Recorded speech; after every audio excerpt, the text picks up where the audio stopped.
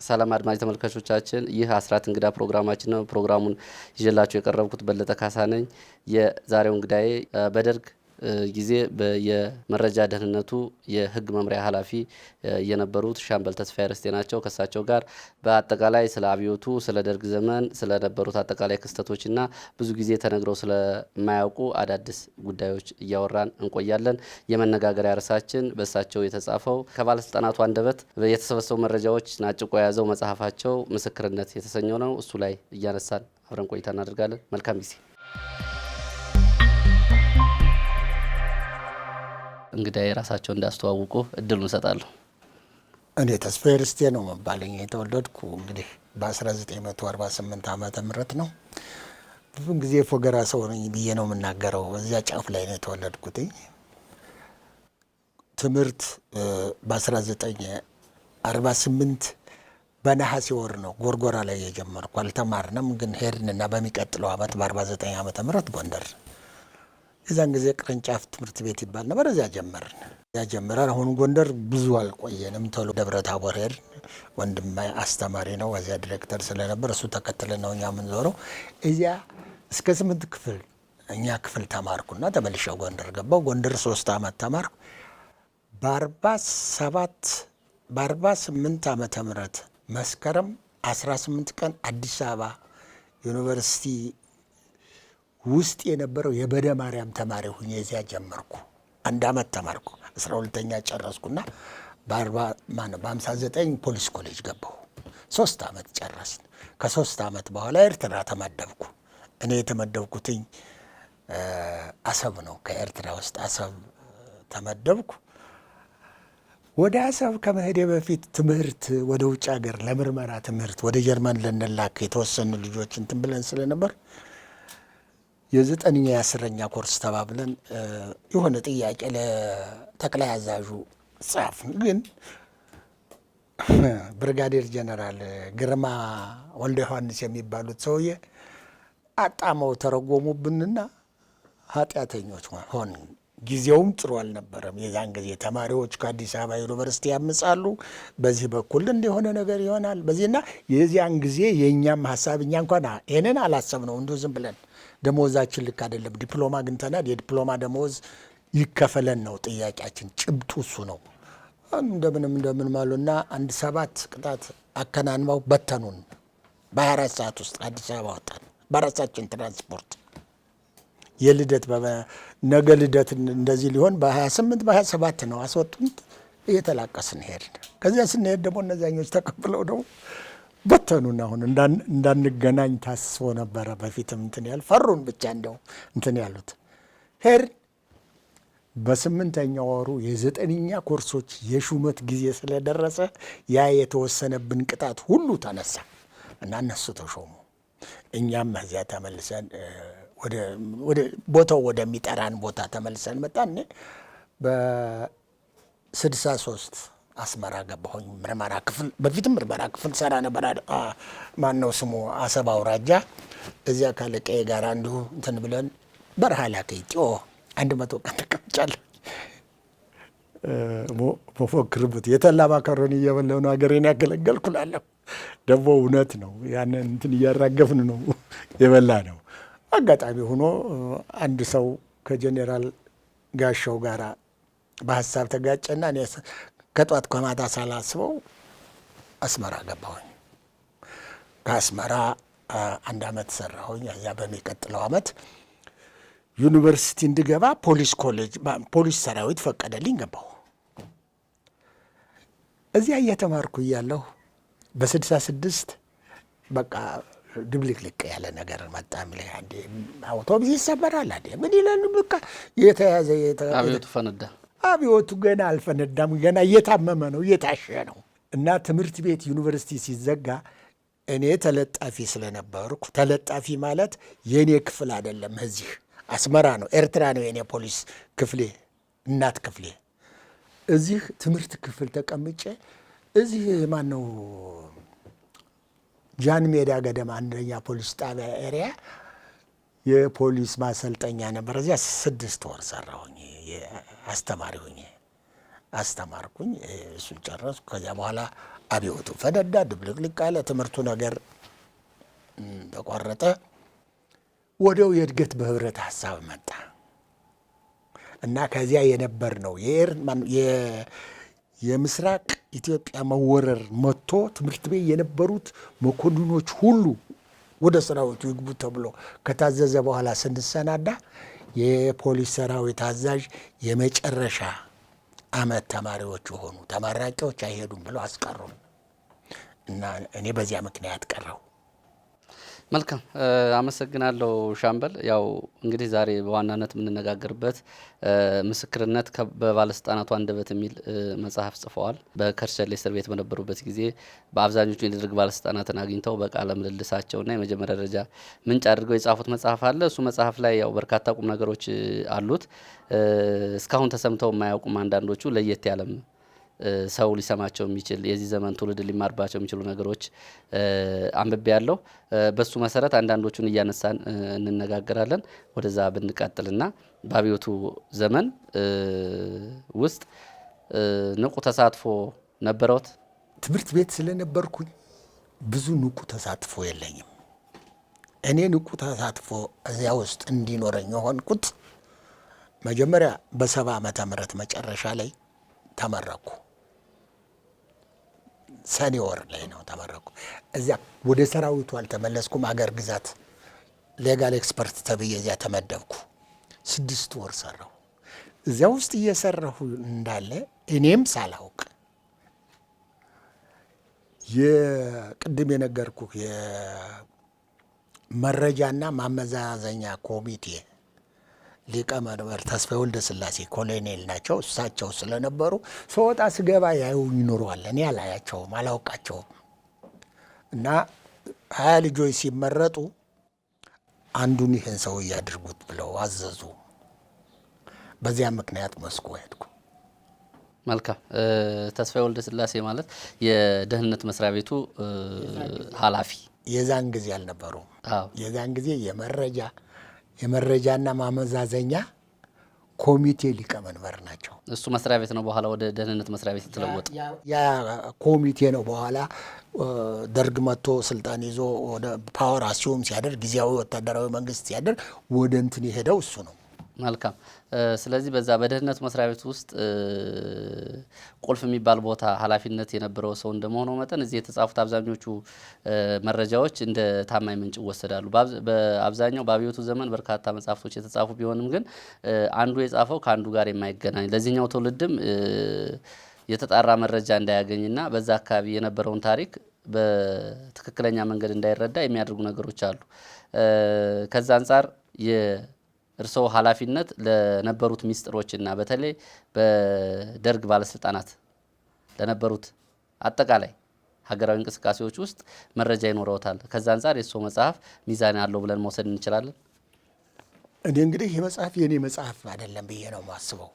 እኔ ከዚህ መግቢያውን አይተው እንደሆነ ብዙ ሰዎች የተሳተፉበትኝ ያንን የብዙ ሰዎችንን ሀሳብ አቀናጀሁት። እኔ አቀናጅ ነኝ። ያንን ሀሳብ አቀናጀሁት። ግን እኔ መጀመሪያ ከሞስኮ ስመለስ የተመደብኩት ፎሪን ኢንቴሊጀንስ ነው። ፎሪን ኢንቴሊጀንስ የውጭ መረጃ መስሪያ ቤት ያን ነው የተመደብኩት። ከዚያ በጥናትና ምርምር ነው እንትን ያልኩት። እንግዲህ በአብዛኛው በእኔ ኃላፊነት የክፍል ዋና ሹም ነበርኩ። በእኔ ኃላፊነት የሚመጣ የነበረው የመካከለኛው ምስራቅ ጉዳይ ነው። የመካከለኛው ምስራቅ የሰሜን ኢትዮጵያ ጉዳይ ነው። ሰሜን ኢትዮጵያ ሰርቻለሁ ብያለሁኝ። አሰብ ነበርኩ። ኤርትራ ክፍለ ሀገር ሰርተዋል። አዎ፣ አስመራ ነበርኩ። አስመራም ኤርትራም የሰራሁት በምርመራ ክፍል ነው። አሰብ በነበርኩበት ጊዜ የምርመራ ክፍል አዛዥ ነበርኩኝ። አስመራ ስገባ ደግሞ የልዩ ልዩ ቫይስ ክራይምስ ይሏቸዋል። አንአይደንቲፋይድ የሆኑ ያልተለዩ ወንጀሎች የዚያ ክፍል እንትን ነበርኩኝ። ነፍስ ግዳዩም አንዳንድ ጊዜ ይመጣል፣ አንዳንድ ጊዜ ሌላ ነገር ይመጣል። ከዚያ ቆይቼ እንዳለሁ በትምህርት ወደ አዲስ አበባ መጣሁ። መልካም። አስመራ በነበሩበት ጊዜ ልዑል አስራተ ካሳ እዛ አካባቢ አስተዳዳሪ ደግሞ የበላይ ሹም ሆነው ይሰሩ ነበረ። እንደራሴ ነበሩ። አዎ የኤርትራ ክፍለ ሀገር እንደራሴ ነበሩ። መጽሐፈዎት ገጽ 54 ላይ ልዑል አስራተ ካሳ በተለይ 66 አካባቢ የተፈጠረውን የአብዮትና የስልጣን ክፍፍል ተጠቅሞ አንዳንድ ነገሮችን ወጣ ያሉ ነገሮችን ያደርጉ እንደነበረ ጽፏል። ለምሳሌ የኤርትራ ሽምቅ ተዋጊዎችን ያደራጁና ድጋፍ ያደርጉ ነበር ብለዋል ገጽ 54። እንዲሁም በደርግ ውስጥ በታችኛው የወታደር መለዮ ለባሹ ላይ ይደረግ የነበረውን እንቅስቃሴ ደግሞ በልዩ ሁኔታ ይደግፉ ነበር ብለዋል። ሁለት ሀሳብ ነው አሁን የምታነሳው ከዚህ ላይ። እንዴት ነው ሁለት ሀሳብ ስልህ፣ እኔ አሰብ ነበርኩ ብያለሁ። አሰብ በነበርኩበት ጊዜ ባራሶሎ የሚባል ቦታ ላይ የሆነ የሽፍቶችና የእኛ ፈጥኖ ደራሽ ተጋጨ። እሳቸው ጋር ለመጀመሪያ ጊዜ በሀሳብ የተገናኘ ነው የተነጋገረውም በስልክ ያን ጊዜ ነው። እና ያን ጊዜ ሽፍቶች ድገት ገብተው በእኛ ሰራዊት ላይ የሆነ ነገር አደረጉ።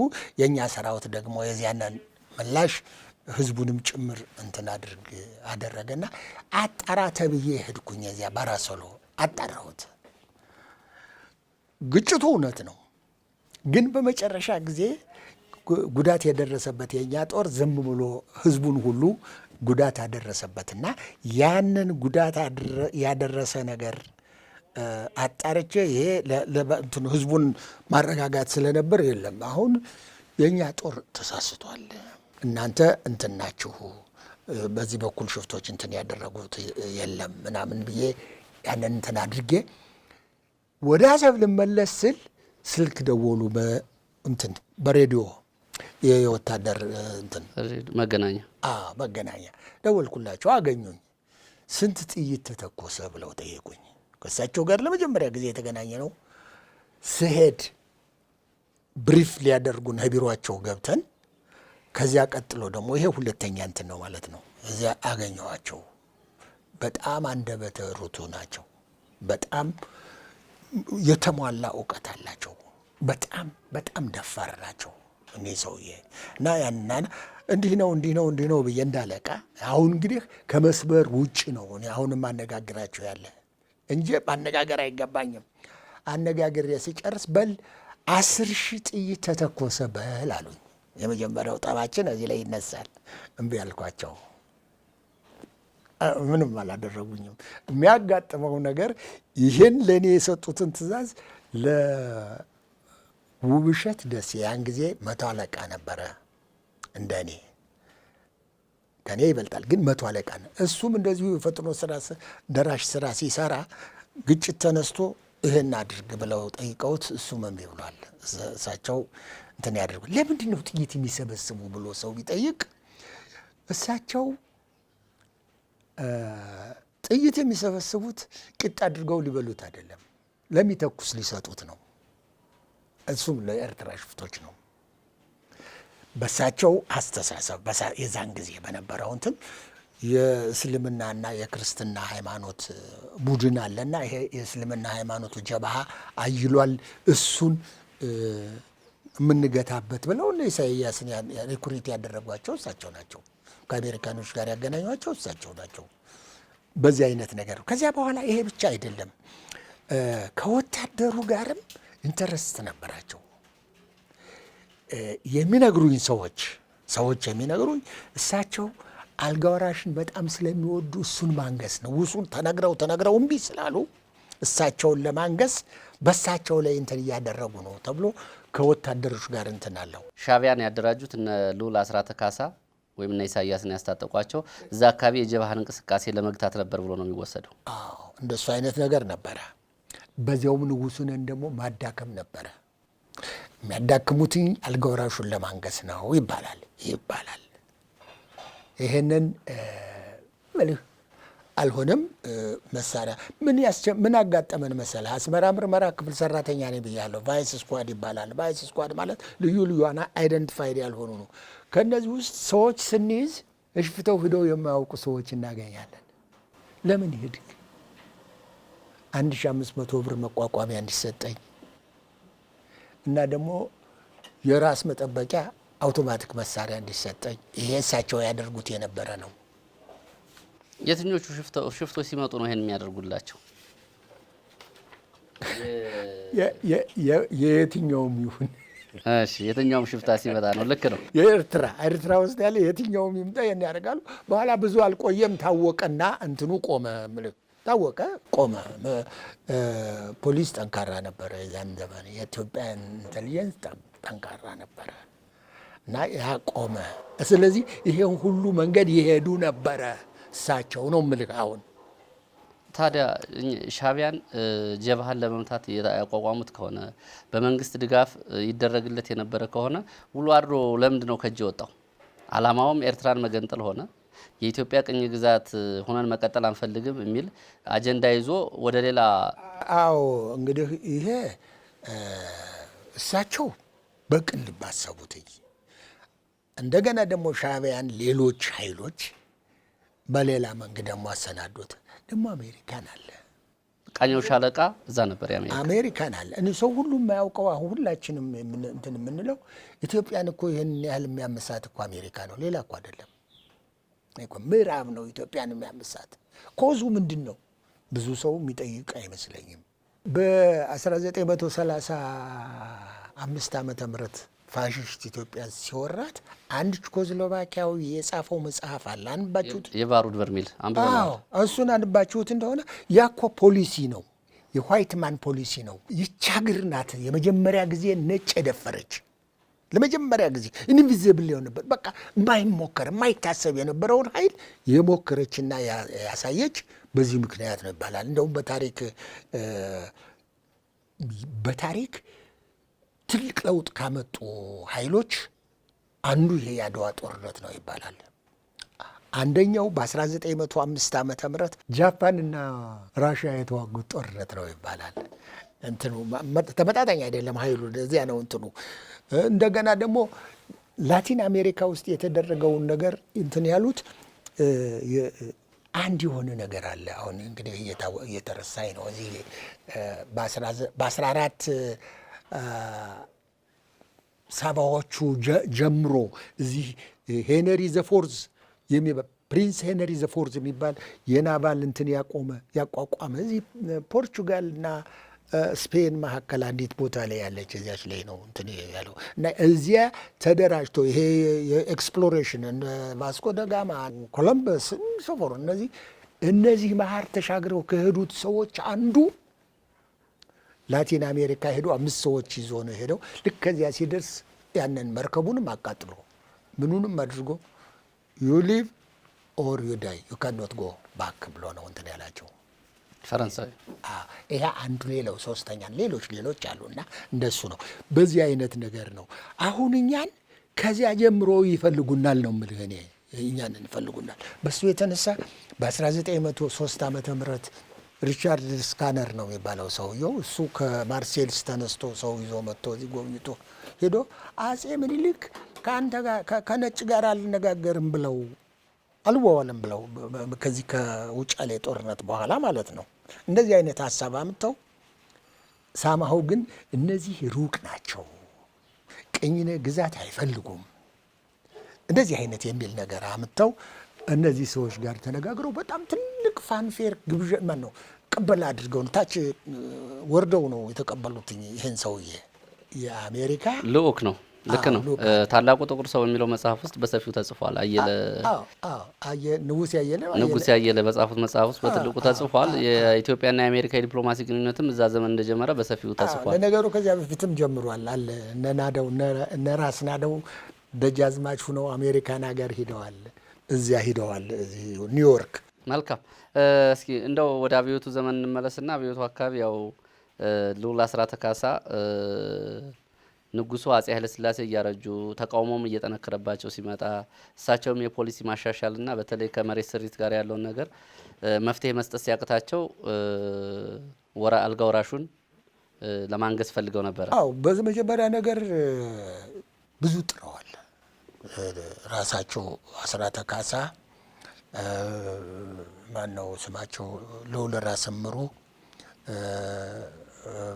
ራስ መንገሻ ማን ነው ሌፍትናንት ጄኔራል መርዕድ መንገሻ፣ እነዚህ የተሰበሰቡ ሰዎች ጽፈውላቸዋል። እስኪ አጠቃላይ ስለ ደርግ ቡድን አወቃቀር፣ ስለ ደርግ ምስረታ ከምስራቅም ከምዕራብም ከደቡብም ከሰሜንም ከዚህ ከአዲስ አበባ ከአራተኛ ክፍለ ጦርም ተውጣቶ ስለ ደርግ አመሰራረት ሰፊ ነገር ጽፏል። ከገጽ 26 ጀምሮ ደርግ እነሱ ተመረጥን ይላሉ። እንደውም ፕሬዚዳንት መንግስቱ የቁርጥ ቀን ልጆች እነሱ ሳያሳብ አድኑ፣ አገር አድኑ፣ ህዝብ አድኑ ተብለው ተጠርተን የተቀበልነው መስዋዕትነት ይሄ ቁርጥ የሆነ ነገር ነው የሚሉት እሳቸው እንዴት እንደተመረጡ ኮሎኔል ቃለ ክርስቶስ አባይ ይናገራሉ። ፒክ ያደረጋቸው ጀነራል ጥላሁን ቢሻኔ ነው እሳቸውን። እዚያ በኋላ ሌሎቹን የሶስተኛ ክፍለ ጦር ዋና አዛዥ የነበሩት እዚያ ሌሎቹን 3 ሰዎች እንትን አሉ መረጡ እሳቸው። በተለይ ለገሰ አስፋውን፣ ንጉሴ ፋንታን ምናምን ንጉሴ ፋንታን እንደዚያ ነው። ደግሞ እንደገና ከአካዳሚው ውስጥ ደግሞ እነ ብርሃኑ ባይሂን የመረጠ ራሳቸው ተፈሪ በንቲ ናቸው። እዚህ ፖሊስ ሰራዊትን ደግሞ የመረጡ ራሳቸው ቃለ ክርስቶስ አባይ ናቸው። አሁን እንግዲህ እነዚህን ሰዎች መርጠው የላኳቸው ምስራቅ የነበሩ የመለዮ ለባሹ አዛዦች ናቸው። እነሱን ለማስመረጥ ተፈራ ቃላፍ ነው እሱ ነው የሄደው። ሻለቃው የዛን ጊዜ እሱ ነበር የሄደው። እሱን አንተን ብቻ አቀበላለሁ የበቀር ሌላ ወታደር አልቀበልም ስላሉ እኔ ብቻዬን ከእርስዎ ጋር አልገናኝም ብሎ ከጀኔራል ጥላሁን ቢሻኔ ጋር ተጣልቶ እዚያ ቀድመውን መንግስቱ ኃይለማርያም 10 ሆነው መጡ። ከ10ሩ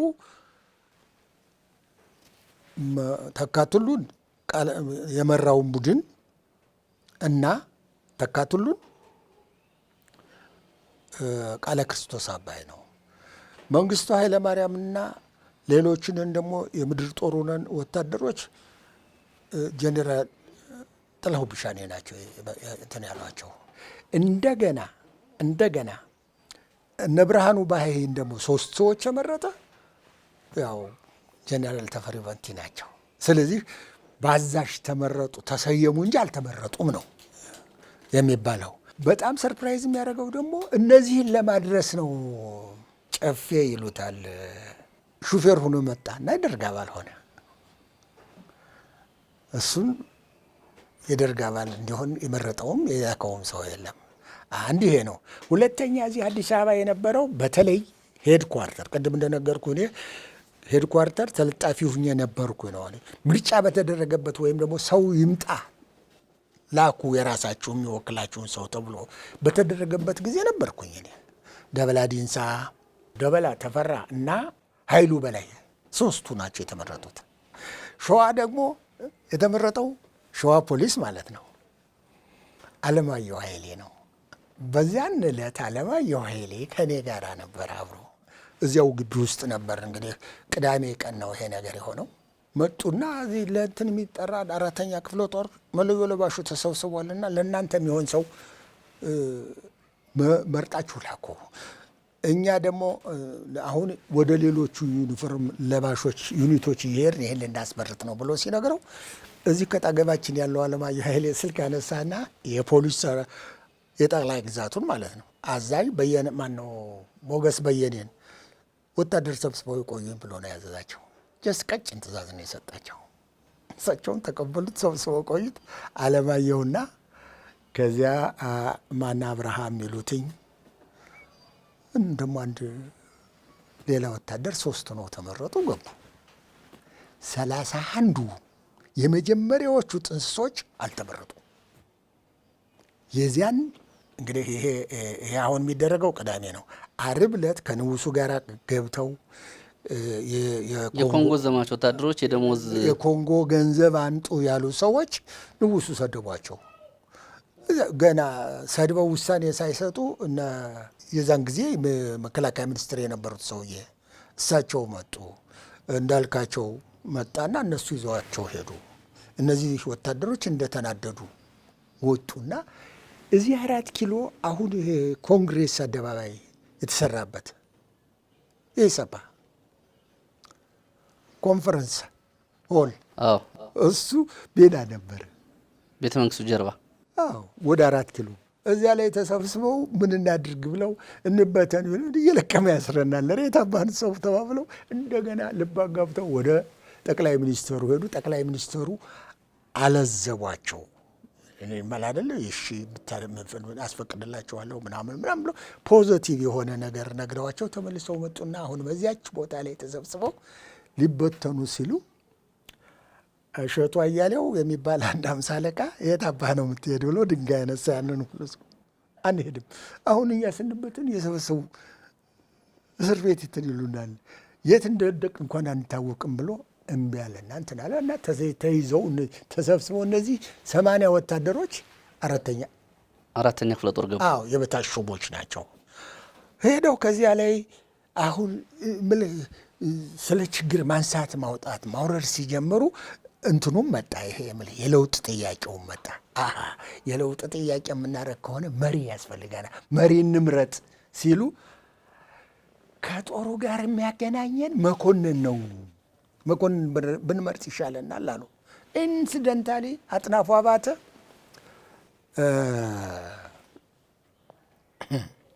አሊ ሙሳ አንድ ጌታቸው የሚባል ባጠንባን በመስኮት ዘሎ ፈርቶ የጠፋ እና እንዳለ ተሰማ ሶስተኛው ሰዎች እነዚህ ሰዎች ተሰበሰቡና ኑ ከኛ ጋር ሁናችሁ ምሩን ተብለው ማን መሪ ሆኖ ይመረጣል? ሻለቃ አጥናፉ አባተ። ማን ጸሐፊ ሆኖ ይመረጣል? አበራጋ ፖሊስ ነው አበራጋ። አሁን ግን ልብ አድርግ። አሁን ከዚህ ከተሰበሰቡት ሰዎች ውስጥ ብዙ እንትን አለ፣ ብዙ መለዮ ለባሽ ጦር ሰራዊት፣ ፖሊስ፣ ፈጥኖ ደራሽ ምናምን ትንሳለ። ግን እና አጥናፉ አሁን ወደዚያ ውስጥ ሲገቡ ሰው መረጡና አንድ ጦር፣ አንድ ፖሊስ፣ አንድ ታዛቢ ደግሞ ሌላ አደረጉና መነጋገር ጀመሩ። መነጋገር ሲጀምሩ የውክልና ጥያቄ አነሱ። የለም ይኸው ሁሉ ሰው ዝም ብሎ 4ኛ ክፍል ያለው ሁሉ አይገባም እና 31 ሰው ብቻ አስቀርተው የበቀረውን በተኑት። የደርግ ጥንስስ እነዚህ 31 ሰዎች ናቸው። ከዚያ የደርግ ጥንስስ ውስጥ አጥናፉ አባተ አለ።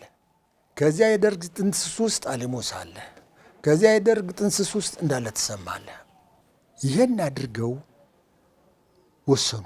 በየቦታው ከዚህ ከአዲስ አበባ ውጭ ካለው ማለት ነው። ሰሜን ማንዱሬሳ ሰለሞን ድሬሳ የመራው 3 ቡድን ሄደ ወደ ላይ ወደ ሰሜን። ምስራቅ ማንደው ስሙ ተፈራ ተክላብ ሻለቃ ተፈራ ተክላብ የመሩት ወደ ምስራቅ ሄደ። ሳክሰስፉል አልሆነም። ችኩል ነው ተክላብ በጣም ችኩል ነው እና ከሰው ጋር መስማማት አልቻለም። ያው ተደናቀፈበት። ሲመጣ መንግስቱ ኃይለማርያም መሪ ሆኖ ቆየው። እሱ ከምስራቅ ሄዶ እሱን ለማስመረጥ ሲወጣ ሰውዬ አልተመረጠም አለ መንግስቱን። አዎ መንግስቱን ግን ጥላሁን ቢሻኔ ናቸው። ጥላሁን በሻ ናቸው መርጠው የላኩት። ቢሻኔ ናቸው መርጠው የላኩት። እሺ መርጠው የላኩት እሳቸው ናቸው። ከዚያ በኋላ አሁን ይሄ ሰውዬ አልታደለም፣ እስር ቤት ገባ። ወዲያው ብዙ ተሳተን ብሎ ነው ወጥቶ አሁን በህይወት ይኑር አይኑር አላውቅም። ግን ከዚያ በኋላ እሳቸው ምንድን ነው የተሰባሰባችሁበት አሉ። 10 በ26 ነው የመጡት። ምንድን ነው የተሰባሰባችሁበት? ለውጥ ልናመጣ ነው። ምንድን ነው መመሪያችሁ? እኛ በጎ ሀሳብ ነው ያለን። አጥናፉ አባተ ነው እንደ በጎ ሀሳብ ብቻውን አይጠቅምም፣ መመሪያ ያስፈልገናል። እንደዚህ ብለው ተነጋግረው አሁን መሪ እንምረጥ ሲባል እሳቸው በጣም አንደበተ ርቱዕ ስለነበሩ የተሰበሰበው ሁሉ መንግስቱ ኃይለማርያም መረጠ። አጥናፉም አልተቃወመም፣ ፈቀደላቸው። ምክንያቱም በጣም ቅን ነበር። እሱ ለውጥ ይፈልግ ነበር ከልብ ጀምሮ ብዙ ነገር ያደረግ። እሳቸው መጡ፣ ወሰዱ። እዛ የራሳቸውን እዚያ ይዘውት የመጡትን ሾሙ፣ ጸሐፊ ያደረጉ። በቃ ከዚያ በኋላ እንቅስቃሴው ጀመረ። በ28 እነ ውብሸት ደሴ የመራው 10 ሰው መጣ ከአስመራ። አዎ ይሄ ብቻ ቡድን ነው። ምርጫ ካለ ምርጫ ሊባል የሚችል መንገድ ያለው ይሄ ቡድን ነው። የአስመራው ቡድን ብቻ ነው። የአስመራው ቡድን እሱ ኢንዳይሬክት ቡድን ነው እንትኑ። መልካም ሻምበል፣ እንግዲህ ስለ ደርግ ምስረታ ያው አሁን የነገሩን ነገር አለ። ግን በተደጋጋሚ አንድ ነገር ይጠቀሳል፣ እርስዎም ጽፈውታል። ለደርግ ኮሚቴ አጠቃላይ ወይ ደግሞ ለመንግስቱ ኃይለማርያም በተለየ ሁኔታ እንዴት ስልጣን እንደሚወጣና ሌሎችንም እንዴት ማሸነፍ እንደሚቻል በቅርቡ ነው ድጋፍ ያደርጉለት የነበሩ ሰው አሉ ይባላል። ደጃዝማች ከበደ ተሰማ ደጃዝማች ከበደ ተሰማ ከእቴጌ ዘውዲቱ ጀምሮ በኋላ በመንግስቱ ኃይለማርያም የዘር ሐረግ ላይ በኋላ የምናነሳው ይሆናል። ይህን ነገር ብለዋል፣ እርስዎም እንደዛ ጽፈዋል። ስለዚህ አሁን ላለው ትውልድ ደጃዝማች ከበደ ተሰማ መንግስቱ ኃይለማርያም ወደ ስልጣን እንዲወጣ ብርቱ ድጋፍ ካደረጉለትና ልዩ ምክር ከሰጡ ሰዎች ውስጥ ናቸው ብሎ መውሰድ ይቻላል ወይ? እኔ ወስዳቸዋለሁ። አዎ እሳቸው ሰውዬ በመጀመሪያ ደረጃ የኢትዮጵያ ፖለቲካ አንጥረው የሚያውቁ ሰው እሳቸው ናቸው። በሁለተኛ ደረጃ ደጃዝማች ከበደ ተሰማ ፓትሪዮት ናቸው። በጣም ዴዲኬትድ የሆኑ ኢትዮጵያዊ ናቸው። በጣም እኒህ ሰውዬ እና ፍላጎታቸው የሚሉትኝ ለመንግስቱ አይደለም ያን ሁሉ ያደረጉት ለካሳ ከበደ ነው። ካሳ ከበደን ወደ ስልጣን ማምጣት ይፈልጉ ነበር እና ቲፕ ያደርጉት ነበር ይባላል። እሳቸው ብቻ አይደሉም፣ መኢሶኖችም ቲፕ ያደርጉት ነበር መንግስቱ ኃይለማርያም። ወዲያው አዲስ አበባ ሲገቡ የመኢሶን ባለስልጣን ምሁራን የደርግ አባል የሆነ ሰው ፍለጋ ነው የገቡት። እነ ነገደ ጎበዜ ብርሃኑ ባይህን ስሙን ልጠራው አልፈልግም። አሁን እሱም ኳየት ሆኖ ተቀምጧል እና እኔን ሁሉ አነጋግሮኛል። አንድ የመኢሶን ከፍተኛ ዶክተር እንደዚህ አይንም መጡና ወደዚያ ተጠጉ። ይንገሩን እንጂ ታሪክ አይደለ? ያው ይሄ ትውልድ ከዛ ትውልድ የሚማረው ነገር አለ። አሁን ደግሞ ሲተኛ ሲያንቀላፋ ለምን እንቀስቅሰው? ተኝቷል። ገደለ የመኢሶንና ስለ ኢህአፓ በኋላ ቀጥሎ የምናወራው ነገር ይኖረናል። እንደሱ አይነት ነገር ነው። ከዚያ እሳቸውን እንዲህ አድርገው ወደ ላይ ያመጧቸው። በአጠቃላይ ደርግን ወታደሩን ደፍሮ ወደ ስልጣን እንዲመጣ ያደረገው ኢንቴሌክቹዋሉ ነው። ከኢህአፓ ከመኢሶን ሌላው ከውጭ ያለው ሁሉ በልበል እያለ ነው ያመጣው። በባለስልጣናቱ ላይ በስልሳዎቹ የንጉሱ ሚኒስትሮች ላይ የተወሰደው ግድያ ያው የፍርሃት ግድያ ነው። ፍርድ ቤት ሳያቸው ነው። ምናልባት በኢትዮጵያ ታሪክ ውስጥ ደግሞ ከተፈጸሙት እጅግ አስቀያሚ ታሪኮቻችን አንዱ ሆኖ ነው የሚወሰድ ነው። ይህንን እርምጃ ለመውሰድ 4 ሰዎች መጽሐፎት ላይ ጠቅሰዋል። እኔ አጠቃላይ ይህንን ጭፍጨፋ ብለው ጽፈውታል። እርስዎም ይህን ጭፍጨፋ እንዲካሄድ በሚስጥር የመከሩ 4 ሰዎች አሉ ብለዋል። አሁን ባለው ሁኔታ ስንመለከታቸው እነዚህ ሰዎች 2 ኤርትራውያን፣ አንዱ መንግስቱ ኃይለማርያምና አንዱ ደግሞ ኮማንደር ለማ ጉተማ የሚባል ሰው ነው። ስለዚህ ዝም ብሎ ይባል እንደነበረው በተለይ በስልሳዎቹ በአብዮቱ አካባቢ የመደብና የብሔር ጭቆና ከሚባለው አንጻር እነዚህ ሰዎች በአማራ አይን ታይተው አጠቃላይ የአማራ ኢምፓየር እንዲወድም ወይም ደግሞ የንጉሱና አማራን በቀጥታ ማገናኘት የተወሰደ እርምጃ ነው ብሎ ማሰብ ይቻላል? አይደለም፣ አይቻልም። ለምንድን ነው መሰለህ ለማም መንግስቱም ሌሎችም እዚህ እንትን ውስጥ የነበሩ በረከታብም እና ጀነራል አማን አምዶም ናቸው። ጀነራል አማን አምዶም በጣም እኮ ንጥር ያሉ እኮ ፓትሪዮት እኮ ናቸው እሳቸው። አርበኛ በጣም እኮ ንጥር ያሉ ናቸው። ስደት እኮ ከንጉሱ ጋር ቆይተው እኮ ነው የመጡት። እርግጥ የዛን ጊዜ ሱዳን ነበሩ በፊት አስቀድመው እኔ ሰውዬ እዚያ እንትን ብለው ነው የመጡት። በኢትዮጵያዊነታቸው ምንም ጥያቄ የለም። እንደውም ከደርግ ጋር ሲጨቃጨቁ እዚያ ስብሰባ ላይ ሀሳቡ የኤርትራን እንትን ምንድን ነው የተነሳው? ኢትዮጵያ እና ኤርትራ ለዘላለም ይኑሩ ብለው ተናገሩ ተብለው ነው የተወነጀሉት። እንደሱ አይነት ነገር በሀሳባቸው የለም። አሁን ኢትዮጵያ አንድ ሀገር፣ ኤርትራ ሌላ ኤንቲቲ ሆና ለብቻዋ አስበው ያውቁም። ውብሸት ደስ የሚሄንን ያረጋግጥልሃል። አብሯቸው ነበረ። ከዚያ ከንትኑ ላይ ከንግግሩም ላይ ጉብኝት አድርገው ተመልሰው እስኪመጡ ድረስ አብሯቸው ነው። ምክንያቱም እሱ ከኤርትራ ተወክሎ የመጣ የጦር አባል ነው። ይህንን እንትን አላረጉም። እሳቸው በቅንነት ህዝቡ ቢፈልገውን ለማድረግ ተነጋግረው እንትን አድርገዋል። ተሳስተው ሊሆን ይችላል አይታወቅም። ግን እሳቸው ያደረጉት በክፋት ነው ብሎ መያዝ አግባብ አይደለም። እንዲሁ ዝም ብሎ ምልህ አም ሶሪ እኔ ራሳቸው መንግስቱ ኃይለ ማርያም እኮ እነዚህን ሰዎች መጀመሪያ ቀን እያደቡ ማድረግ ይወዳሉና እንደዚያ ቀኑ እስኪደርስ አድርገውት እንደሆነ እንጂ ሊገሉ እኮ ገና የዛን ጊዜ ዝግጅት እኮ የላቸው። አቋማቸው እነ ለማ ጉተማም በረከታብም እነዚህን ሰዎች ማስወገድ ነው። አሁን የትርጉም ነገር ነው። ይወገዱ እዚህ ከአዲስ አበባ ይራቁ ብለዋሉ። አማን ይሏቸዋል። ከዚያ ሲሄዱ ሊያስመልጡና እንደገና ተቃዋሚ ሊያፈሩ ነው የሚል ኢንተርፕሪቴሽን ያላቸው ሰዎች አሉ። ግን በዚያን ዕለት እነዚህ ሰዎች ወደ ሞት እንዲሄዱ ከሐረርም ከኤርትራም ከዚህም ሰዎች ከያሉበት ጦር ካለበትኝ እነዚህ የንዑስ ደርግ አባሎች ሁሉ የተጠሩት የአማን ችግር ነው። አማን እምቢ ሲል እናንተ ጋር አልሰራም ሲል እዚያ ላይ የተነሳ ነገር ነው። ከዚያ በኋላ ተሰብስበው እነዚህ ሰዎች እንትን ሲሉ ሄደዋል። እነ ዳንኤል አስፋው ውሳኔ ሳይሰጥ እሳቸው ተገድለዋል። መጥቶ ከስብሰባ ላይ እጅ ስጥ ልንይዘው ብንሄድ ጦር አነሳ አልቻልንም ብለው ሲሉት በድምፅ ማጉያ ነገሩት። እጅ ስጥ በሉት። እዚያ አስፈላጊ የሆነውን ኃይል ፈጽማችሁ ያዙት ነው ያሉት። ግን ተገሏል። ቀድሞ ነው የተገደለው። ኦልሬዲ ሞቷል። አየው፣ ይሄ ነው እንትኑ። አማን ሞቷል። ግን ይሄንን ትእዛዝ ይሰጣል። ይሄም ለምንድን ነው እንዲህ የሚነገረው? ያል እንደው እነዚህ በየቦታው የመጡ ንዑስ የደርግ አባላት አዎ ይሄንን ነገር ሰምተው እምቢ ብሎ ነው የተመታ ብለው ሂደው ለጦር እንዲናገሩ ነው። አየህ፣ ጦሩን በጣም ነው የፈሩት እነዚህ ሰዎች። ሂደው እንትን እንዲያደርጉ ነው። ግን እዚያ ላይ እንዲህ ይደረግ እሱ እንትን ካለ ለምን እንደዚህ አይነሳ ማለት እንግዲህ ድርጅታዊ ስራም ሊሆን ይችላል።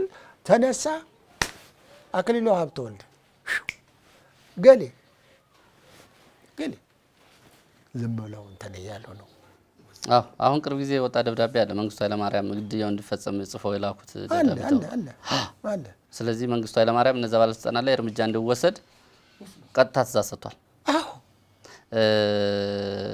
ከዚህ አንጻር ካሁን በፊት በሀሜትም በማረጋገጫም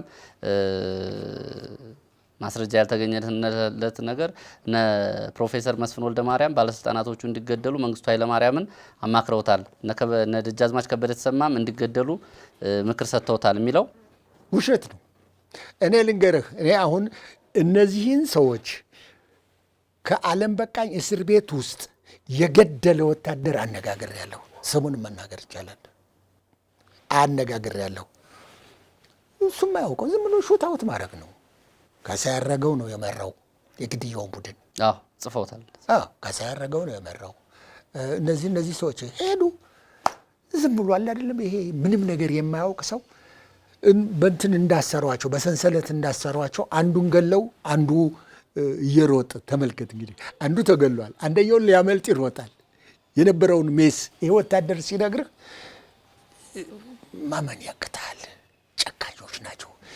ስለ መንግስቱ ኃይለማርያም ጨካኝነት ምንም እንትን የለውም።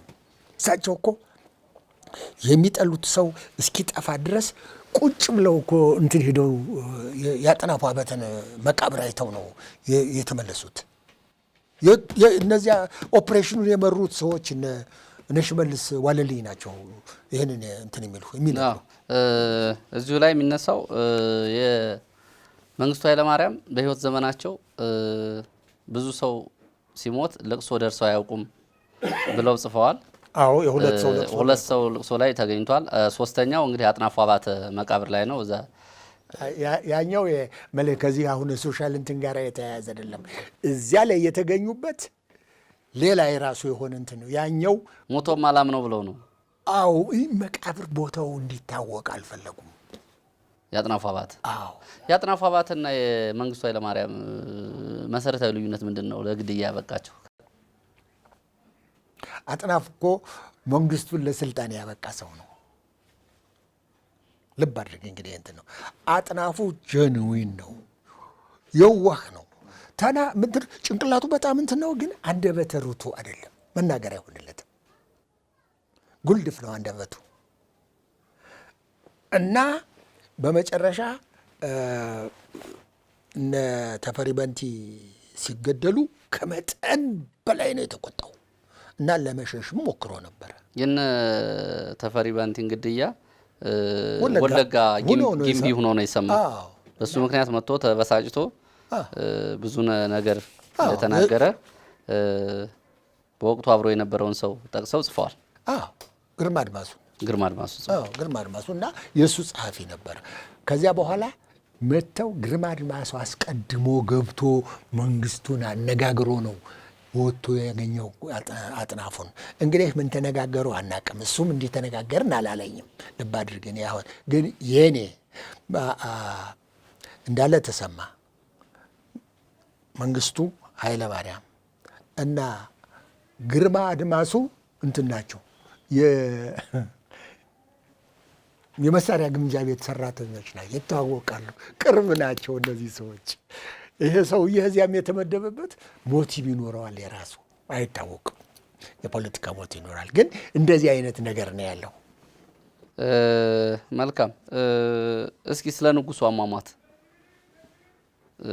ያው መጽሐፎት ላይ ገጽ 69 ጀምሮ ስለ ንጉሱ አሟሟት ሻለቃ ዳንኤል አስፋው ከደብረ ብርሃን መጥቶ እንደገደላቸው ነው። ጦር መጥቶ እሱ እዚሁ ነው። አዎ። እና በተያዙበት ጊዜ ደግሞ እርስዎ በመጽሐፎት በአግባቡ ተነስተው በስነ ስርዓት ወደ 4ኛ ክፍለ ጦር እንደተወሰዱ እንደውም ሊወስዷቸው የመጡት ወታደሮች ግርማ ሞገሳቸው ሲያስፈራቸው ለልዑል ራስ ምሩ ተነስቶ እንግዲህ እርስዎ ይነሱና ይሄዱ እንጂ ብሎ እንደለመናቸው ብለዋል። በአንጻሩ ወርቁ ፈረደ ደግሞ ወጠምሻ ወታደር እየደበደበ እያንገላታ በቡጢና በቦክስ እያለን የወሰዳቸው የሚል ውሸት ነው። ውሸት አብሶሉት። እኔ እንግዲህ ስማ፣ አሁን እዚህ ላይ ስናገር አም ሶሪ እናገረዋለሁኝ። ቅድም ነግሬሃለሁኝ። የኢትዮጵያ ኢንቴሌክቹዋልስ ውሸታሞች ነን። ይዋሻል ሰው ሁሉ። አንዱ ውሸታም ደግሞ ይሄ ሰውዬ ነው። አንደኛ አልነበረም በቦታው ላይ ይህን ሲጽፍ ነበረ። ሁለተኛ ሰው አላነጋገረም። ሰው ካላነጋገረ ጠንቋይ ጠየቀ። እዚህ ቦታው ላይ የነበሩት ሰዎች ደግሞ አሉ። ይሄ የንጉሱ ታሪክ የሞት ታሪክ፣ የአያያዝ ታሪክ ሩቅ ቀን አይቆይም፣ ይጻፋል ብዬ አምናለሁ። እኔ የልዑል ራስ ምሩ ቤተሰብ አለ፣ የተማረ ቤተሰብ ነው። እሳቸው ቦታው ላይ አሉ። አየህ፣ ተጠርተው ነው የመጡት እንዲታዘቡ፣ እሳቸው እንዲነበብላቸው ሲደረግ አነበቡላቸው። ዝም ብለው ቁጭ አሉ። ደበላ ዲንሳ ነው ያነበበላቸው። ከተወሰነ ጊዜ በኋላ ተቀብለናል አሉ። መውረዳቸውን ማለት ነው። ያ እንግዲህ ሩቲን የሆነ ያነጋገር እንትናቸው ነው። የድሮ እዚህ በስልጣን ላይ ሳሉ የነበረው እንትን ነው። ኦኬ ተቀብለውታል። መውረዴን ተቀብየዋለሁ ነው የሚሉት። ተቀበሉት። ዝም ብለው ቁጭ አሉ። እነ ደበላድን እንግዲህ እነዚህ አንደኛ ልጆች ናቸው፣ ሁለተኛ ነገር ኢንኤክስፔሪየንስድ ናቸው። አሁን ንጉሥን ያህል ነገር ወርዳል እያለ እየተናገረ እዚያ ብዙ መቆም አይፈልጉም። አቅም ምን እንደሚደርስባቸውም ያሉ ማንን ምን እንደሚቃወማቸውም አያውቁም። ስለዚህ በቃችሁ ንገሩልን ብለው ራስ ምሩ ሲነግሯቸው ተፈሪ እንግዲህ መቼስ ምን ይደረግ ተነስ እና ሄድ ብለው ተናግረው የሚደነቅ ነገር ግን ጨምረዋል። ዙረው እኔ አብሬው መሄድ እችላለሁ ብለው ጠይቀዋል። ልዑል ራስ ምሩ እኔ አብሬው መሄድ እችላለሁ። ፍቅር ማለት እንደዚህ ነው። ልብ አድርግ።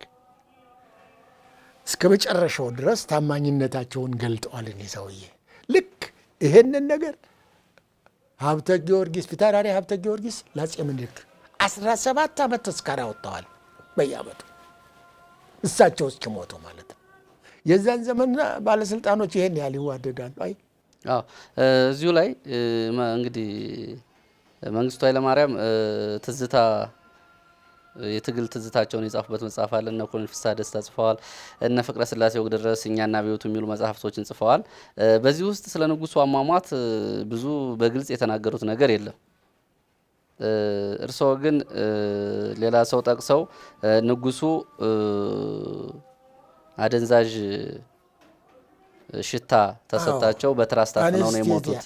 አኔስቴዚያ አኔስቴዚያ ተሰጥቷቸው ነው የሞቱት። አኔስቴዚያ አልሞታሉ እና እንዲያፍናቸው የተላከው ወታደር ፈራ። ስለዚህ ዳንኤል እሱ ገባ ራሱ ዳንኤል አስፋው ኮሎኔል ዳንኤል ሻለቃ ዳንኤል አስፋው አፍኖ ገደላቸው። እንግዲህ ይሄ የሆነው ነሐሴ 20 1967 ዓ.ም ነው። አዎ አሁን ስለዚህ የአሁኑ ትውልድ ንጉሱ በተፈጥሮ ሞት ነው የሞቱት እያሉ የጻፉት የደርግ ባለስልጣናት የጻፉት መጽሐፍ አለ። ውሸት። እርስዎ ደግሞ ንጉሱ ታፍነው በትራስ ታፍነው የማደንዘዣ ሽታ ተሰጥቷቸው ነው የተገደሉት። ኮሎኔል ስለሺ መኩሪያ እዚህ ግድያ ጋር ከቀብሩ ጋር ከግድያው ጋር እኮ ፓርት አድ ፓርስል የነበረ ኦፊሰር ነው። እዚያ ግቢ ውስጥ ነበር። አነጋግሬዋለሁ እኮ በግልጽ ነው የሚነግሩ። ምንም እንትን የለውም። የመረጃ ባለስልጣኑን አለቃዬን አነጋግሬያቸዋለሁ። እነሳቸው ተገድለው ነው የሞቱት። ንጉሱ ተገድለው ነው የሞቱት። አዎ ተገድለው ነው የሞቱት። አገዳዳላቸውም የምልህ እንትን ነው። ያሳዝናል። እኔ አፄ ኃይለ ሥላሴ ስልጣን ለምን ወረዱ ብዬ እንትን አለልም። መውረድ ነበረባቸው። የአሟሟት ነገር ደግሞ ለውጥ ከመጣ ይህ ሰርፕራይዚንግ አይደለም። ሰው ይሙት አይባልም። ግን በዚህ መልክ ለምን ይሞታሉ ነው ጥያቄው። ንጉሱ ተዋርደው በትራስ ታፍነው ለምን ይሞታሉ? ምን ጥቅም ታገኛለህ? ለምሳሌ አሁን እሳቸውም የሰሩትኝ ስህተት አለ። በነ መንግስቱ ነዋይ ጊዜ የሞተ ሬሳ እኮ ጊዮርጊስ ላይ ይሰቅለዋል። ምንድን ነው ትርፉ? ቴልሚ ምንድን ነው ትርፉ? አንድ ሰው ከሞተ በኋላ ሰቀልከው፣ አቃጠልከው፣ ቀበርከው፣ ጣልከው፣ አይሰማህ። ምንድን ነው ትርፉ? ስለዚህ እሳቸውም የዚሁ አይነት ነገር ነው። እንዲያው የእጃቸው ይሆን ብሎ መጠየቅ ይቻል ይሆናል። አይ ዶንት ኖ። ሌላው የስልሳዎቹ ባለስልጣናትን መገደል ተከትሎ አሜሪካ በወቅቱ አቋም ይዛ ነበረ፣ ቁጣም አሰምታ እንደነበረ ጽፈዋል እርስዎ። በዚህ ምክንያት መንግስቱ ኃይለማርያም እንደውም ወደ ራሻ ወይም ደግሞ ወደ ምስራቁ የሶሻሊስት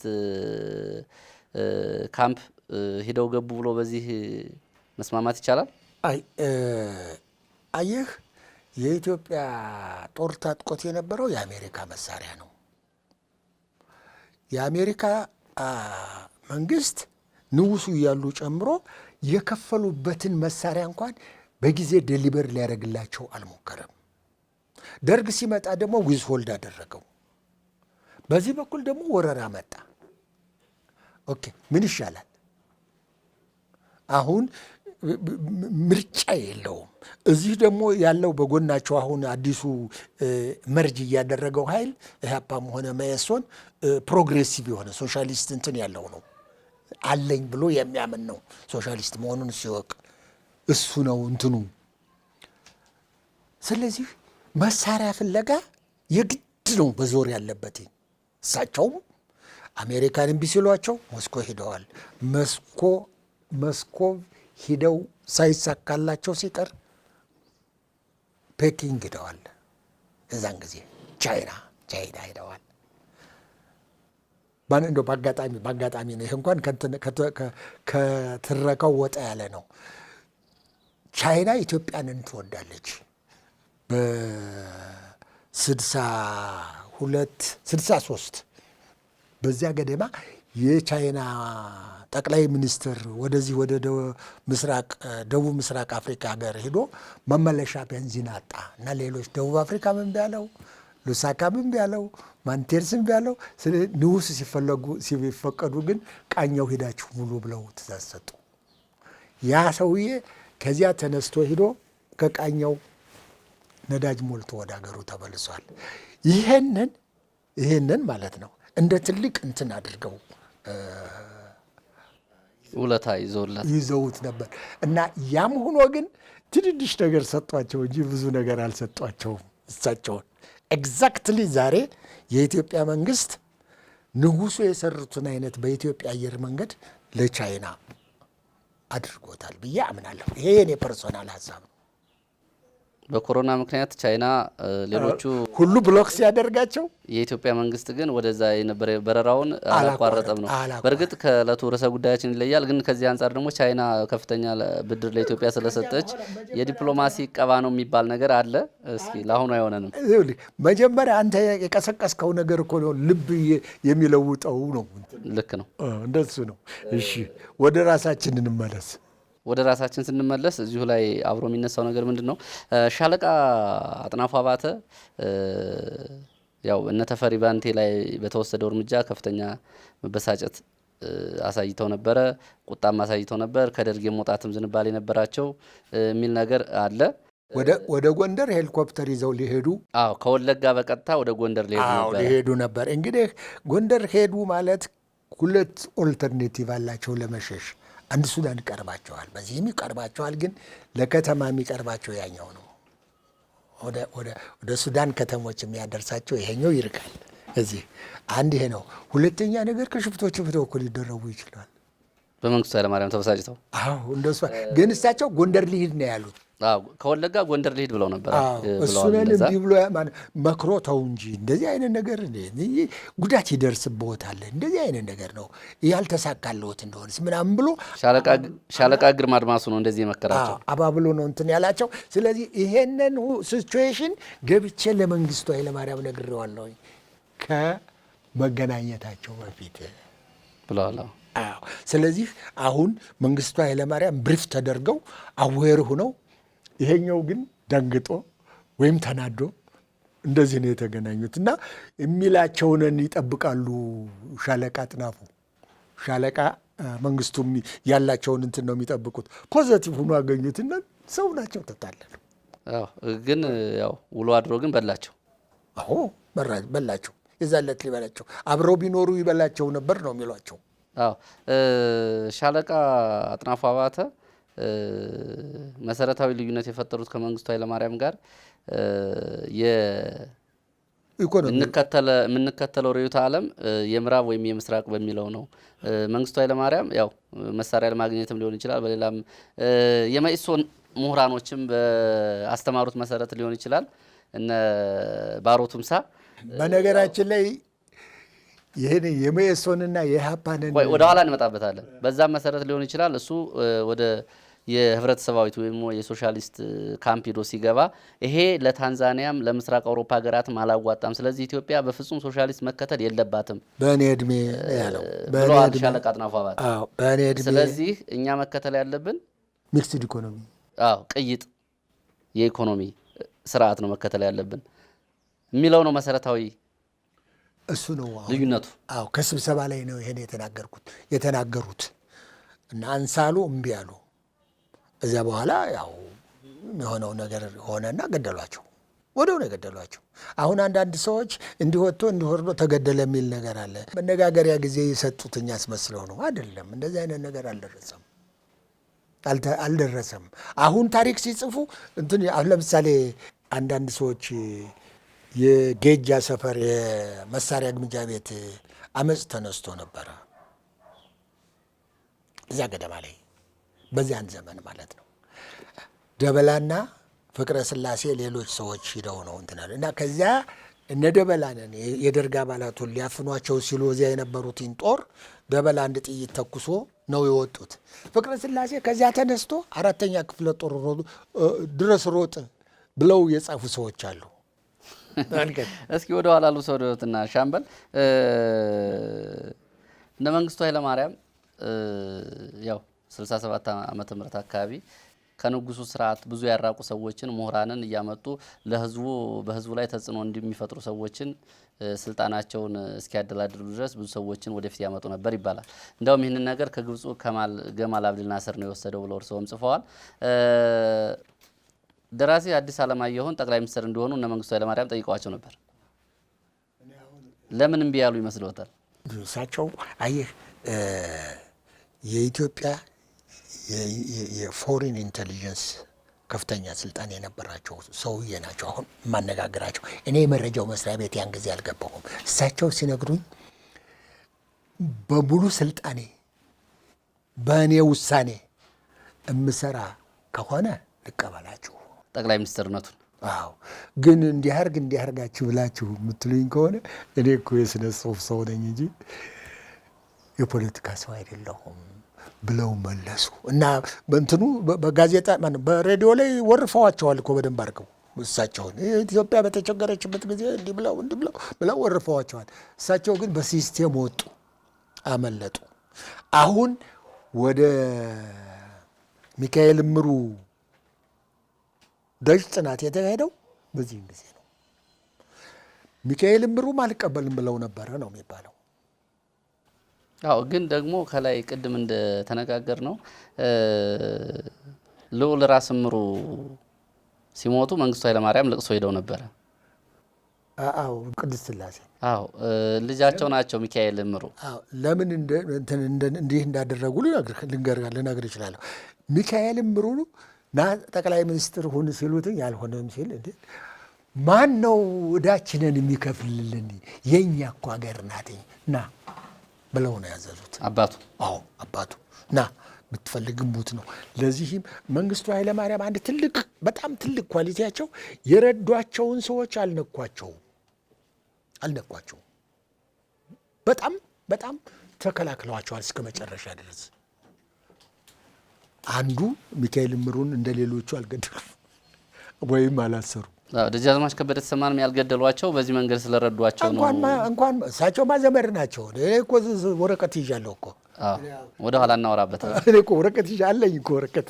እሺ ሌላው ብዙ ሰው በደንብ ያልጻፈው የጥር 26 የ1969 መፈንቅለ መንግስት ብዙ ጊዜ ስለ አብዮቱ ከተጻፉት መጽሐፎች ውስጥ ቦታ ይዞ አልተጻፈም። እንግዲህ ስለዚህ አብዮት የሚነግሩን ነገር ምንድን ነው? በዚህ ውስጥ ደግሞ የመኢሶን አሰላለፍ በተለይ አሁን ካለው ወቅታዊ ሁኔታ አንጻር ሲታይ ያኔ ራሱን የቻለ የነበረ አሰላለፍ እንዳለ ያሳያል። አዎ እንግዲህ ጥር 26 በደርግ ውስጥ የተፈጠረውን ልዩነት ሴትል የተደረገበት መፍትሄ ያገኘበት ነው። ጥር 26 በፊት አዋጅ ታውቷል። 8 ዝባር 100 ምናምን የሚል በኋላ 10 ምናምን አድርገው ነው እንደገና እንትን ያደረጉት።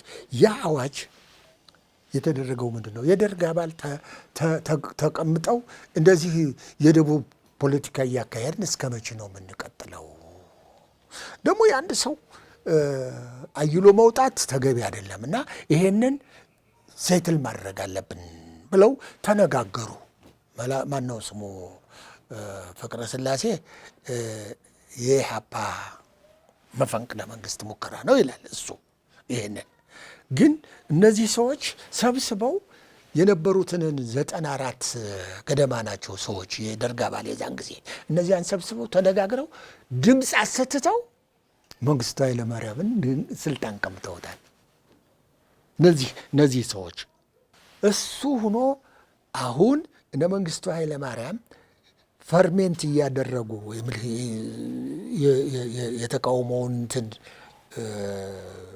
መልክ በእነሱ ውሳኔ እንዲሄድ እንትን እያደረጉ እያለ በ25 ማታ የደርግ አባል እሱ እንትን ላይ ነበረ። ይሄ ባህር ኃይል ጽሕፈት ቤት ነበር። ከዚያ ተነስቶ ሲመጣ ልደት አዳራሽ ማለት ነው ስብሰባ ተማሪዎች አድርገው ከዚያ ውስጥ የመኢሶንና የኢህአፓ የማይታወቁ በህቡ የሚታገሉ እንትናም ጽፎታል። ይሄንን ትንሽ ልብስ አድርጎ ፕሮፌሰር መረራ ጉዲና ይችን ኢንሲደንት አንስቶ ጽፏታል። ተኩስ መተኮሷ ምናምን አንስቶ ጽፏታል። እሱን አድርገው ተኩስ የተኮሱትኝ መኢሶኖች ናቸው። አሁን አንዲት መኪና ከዚህ ከመነን ትምህርት ቤት በኩል ከልደት አዳራሽ ማለት ነው ወጣ። በጣም እየፈጠነች ስትሄድ ይሄ ሰውዬ ደግሞ ከባህር ኃይል ቢሮ ተነስቶ ወደ ቤተ መንግስት ሲመጣ ይገናኛሉ፣ ያያቸዋል። ምንድን ነው ይልና የመኪናዋን ታርጋ ይይዛል። ይሄ ሰውዬ ያደርጋል። አሁን እንግዲህ ከተገደሉት ሰዎች አንዱ እሱ ነው።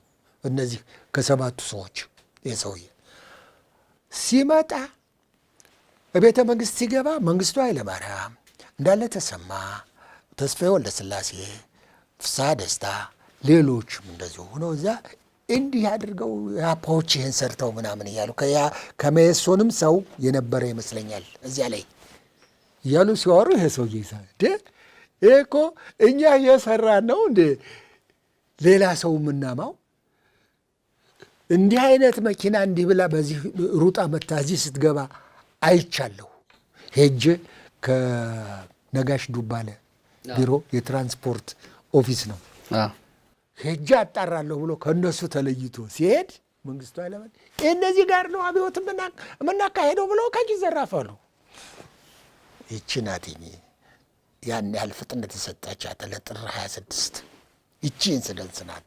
ነገሩ ሊቆይ ይችል እንደሆነ እንጂ መደረጉ አይችልም። እና የጥር 26 ሰዎች የሚነግሩኝ ማነው ስማቸው ስዩም መኮንንም ተስፋዬ ወልደስላሴ አንድ መፈንቅለ መንግስት አልነበረም ይባላል።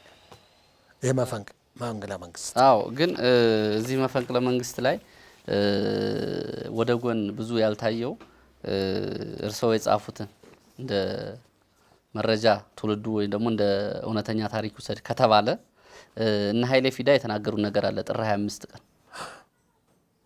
አላስታውሰውም። ምን ያሁን ምን ይላል በመጽሐፎት ገጽ 134 ጀምሮ ጥር 26 አንድ ቀን ቀደም ብሎ ዶክተር ሰናይ ልኬ ለፖለቲካ ካድሬ ተማሪዎች በፓርላማ አዳራሽ በቅርቡ ላጥላጥ ይኖራል አልጋ የለመደው መሬተኛ ቢሉት እሺ ስለማይል መላ መፈለግ ያስፈልጋል ያለው